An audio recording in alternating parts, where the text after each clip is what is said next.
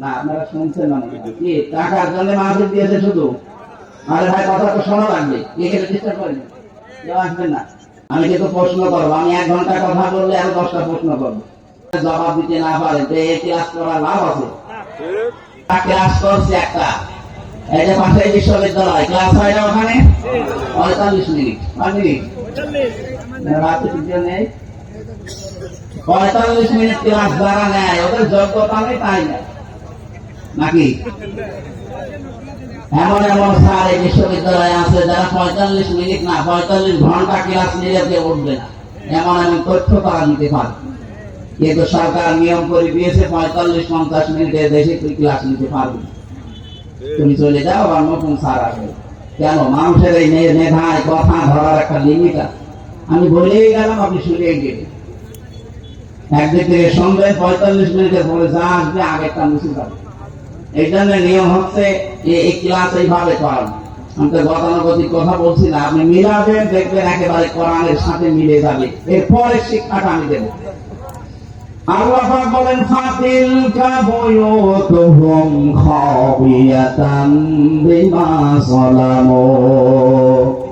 হ্যাঁ দিয়েছেন, এখানে যারা আরবি গ্রামার বালাগাত মানতিক বুঝে, হ্যাঁ শব্দটা 13টা অর্থে ব্যবহার হয়। আল্লাহ পাক তিলকা দেওয়ার আগে ফা দিয়ে মনে হচ্ছে আঙ্গুল দিয়ে আমাদেরকে দেখাচ্ছে, ওই বাংলার মানুষেরা, তিলকা বুয়ুতুহুম বাইতুন না বুয়ুত বহু বচন, এই সেই ঘর, এই সেই, এই জবাব দেন না কেন? আল্লাহ বলেন এই সেই ঘর। কি এই ঘর? কি একটা ঘরের নাম না দিয়ে বহু ঘরের নাম দিলেন কেন? এই যে এই সেই ঘরগুলো খাবিয়াতান বিমা সালামু, জনশূন্য হয়ে আছে, উজাড় গৃহ বানিয়ে দিয়েছি, সার শূন্য বানিয়ে দিয়েছি তাদের জুলুমের কারণে। কারণ এই ঘরের ভেতরে বসে জুলুমের দুর্বিসন্ধি করত। আপনি দেখেন আগস্টের 5 তারিখের পরে বিকাল 5টা বাজতে বাজতে জালেমদের বাড়ি ঘরে পর্যন্ত জনগণ ফিরে ফিরেছে। এর 1 নাম্বার প্রমাণ আমাদের হানিফ সাহেবের বাড়ি। এবার কি দেখাবেন আপনি? বাড়ি এই পর্যন্ত ঘুরে নিয়ে চলে গেছে মানুষ। আমি গত পরশু দিন বাড়ির সামনে দিয়ে যাওয়ার সময় দেখেছি বাড়িটা মনে হচ্ছে পূজার গৃহ হয়ে গেছে। এখন জাতীয় টয়লেট বানাতে দেরি।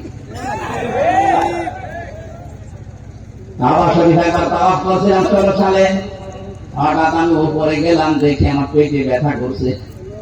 ওই দেশের যে পুলিশ আছে বললাম, ইয়া সাদেক, হে বন্ধু, আমার পেটে ব্যথা করছে, কি করা যায়? আমার বলছে কি, হাজির হজ্জা গায়না বিলা ধোকা। ও হাজির দেশ কোথায়? যে তুমি বাংলাদেশ, বাংলাদেশ থেকে এসেছি। আমার বলছে, হাজি আপনি জানেন না এটা কোন জায়গা? না তো। আবু জাহেলের বাড়ি। আপনি এখনো পায়খানা না করে দাঁড়িয়ে আছেন?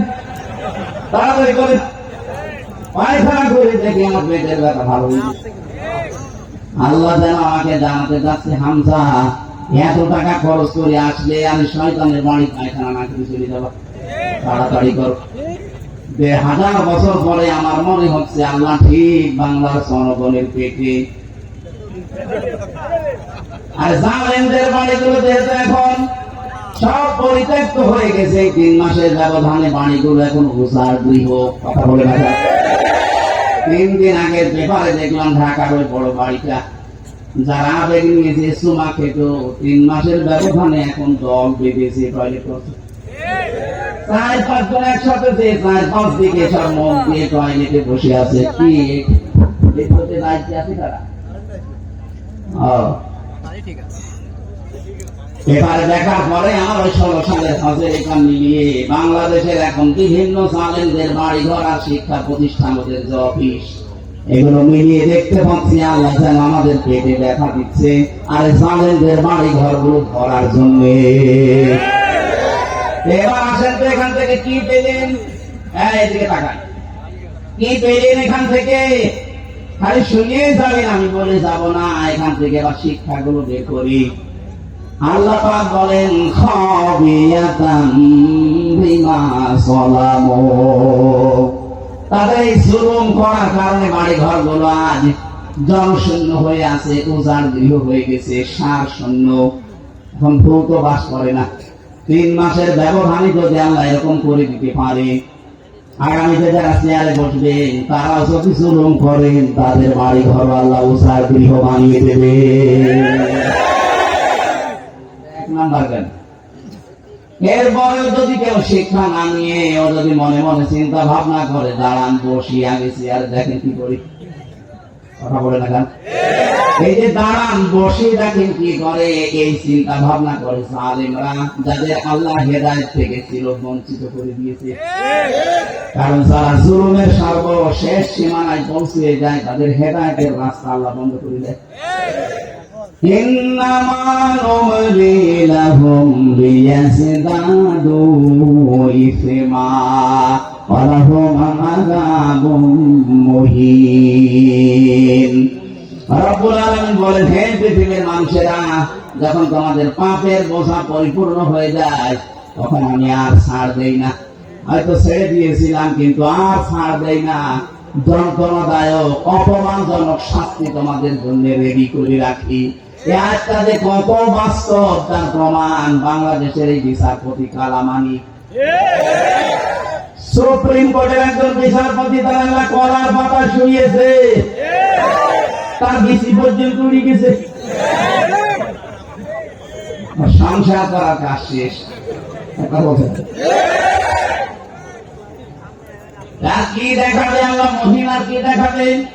এত বড় অপমানজনক শাস্তি আল্লাহ দিয়েছে। আমার মনে হয় যদি এখন জেল থেকে বের হয়ে এই সাউদিয়ার রাস্তায় হেঁটে যায়, বাচ্চারা পিটিয়ে মেরে ফেলবে। আমার মনে মনে ধারণা হচ্ছিল 2024 সালের 5 আগস্টে 1:30টার সময় উনি যে হেলিকপ্টারে করে চলে যাচ্ছিলেন, যদি আল্লাহ না করুক পরিস্থিতি জনগণের সামনে পড়লে পিটিয়ে মেরে ফেলতো। কথা বলে না কেন? কি ক্ষোভ তৈরি হয়েছিল মানুষের উপরে বলে। আয়াতের শেষের শব্দ এটা, ইন্না ফি যালিকা লাআয়াতাল লিকাউমিন ইয়ালামুন। এখানে লাম তাকিদ আছে, ইন্না ফি যালিকা লাআয়াতাল লিকাউমিন ইয়ালামুন। এর ভেতরে শিক্ষা আছে ওই জাতির জন্য যারা জ্ঞানী। শুধু শিক্ষা না, লায়াতা অবশ্যই শিক্ষা। কে বলছে? বলেন বলেন। সূরা নামলের 50, 51, 52 নম্বর আয়াত। আল্লাহর পরে আরেকটা সুসংবাদ দিচ্ছেন, ওয়াজাইনাল্লাযীনা আমানু ওয়া কানু ইয়াত্তাকুন। এই কঠিন বিপদ এটা যাওয়ার পরে আমি আল্লাহ বাঁচিয়ে দিয়েছিলাম তাদের, যে মানুষগুলো ইমানদার ছিল আর যারা তাকওয়া অবলম্বন করেছিল। দেখেন 15.5 বছরে এত জুলুম অত্যাচার নির্যাতনে যাদেরকে কোণঠাসা করে রেখেছিলেন, এই মানুষগুলো এখনো পর্যন্ত মাথা খাড়া করে দাঁড়িয়ে আছে। এদের বাঁচিয়েছে কে? বলুন। এটা যতটুকু ইমান আছে, যতটুকুই তাকওয়া আছে, এই কারণে আমার আল্লাহ দুনিয়ায় বাঁচিয়ে দিয়েছে। আশা করছি আল্লাহ কিয়ামতের ওই কঠিন ময়দানে এই মানুষগুলোকে আল্লাহ বাঁচিয়ে দেবে। এখানে আমরা যেন জালেম হয়ে না যাই। অনেক মানুষ কিন্তু এখনো পর্যন্ত দিন গুনতেছে, দাঁড়ান আগে পাই কি।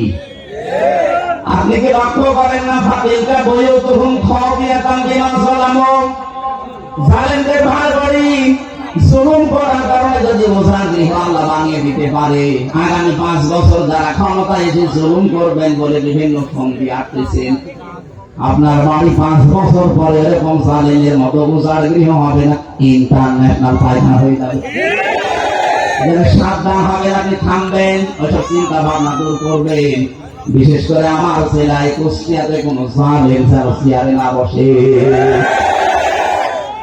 এটা আমাদের হাতের সামনে আল্লাহ দেবে ইনশাআল্লাহ। কোন জালেমকে আমরা চেয়ারে দেখতে চাই না। যারাই আসুক তারা যেন নমনীয় আচরণ করে জনগণের সাথে।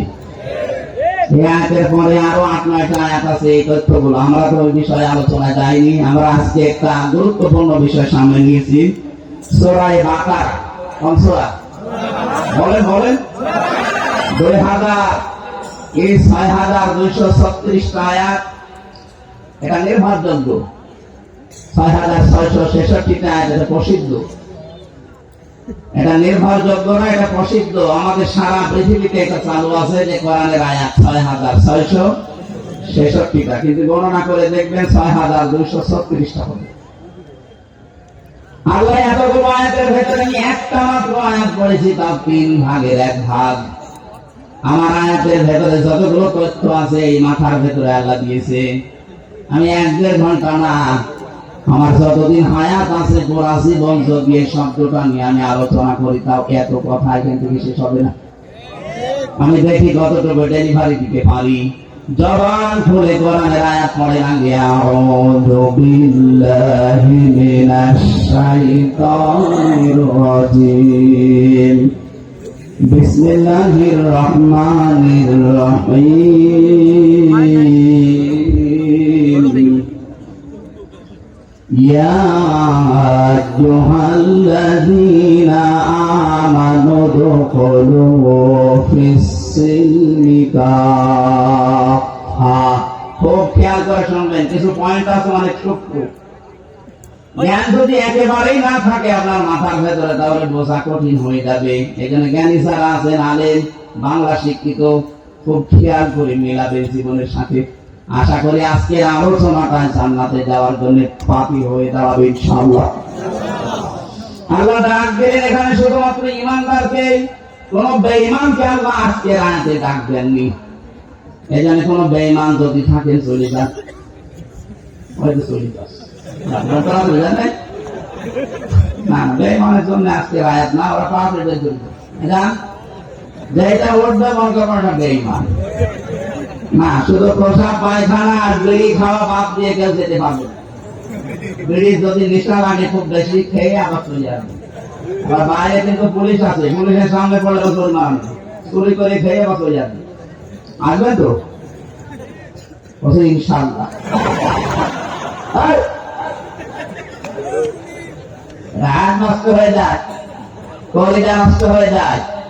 যারা বিড়ি খান আশা করছি এটা ছেড়ে দেবে। উপকার কোনটা আছে বিড়ির ভেতরে বলেন, যে এইটা উপকার। পৃথিবীতে একটাই খাবার যার গায়ে লেখা থাকে যে এটা খেলেই ক্ষতি হয়, কথা বলে না কেন? লেখা আছে খাইলেই মরবে, মানে ক্যান্সার হবে। ক্যান্সারের কোন অ্যান্সার নেই, খাইলেই মরবে। আমরা জানি এই কাজ আর না করি বলে অন্য জিনিস খান। বিড়ি বাদ দিয়ে আমার মনে হয় সিগারেট খাওয়া, একটু উন্নত, এটা একটু নর্মাল।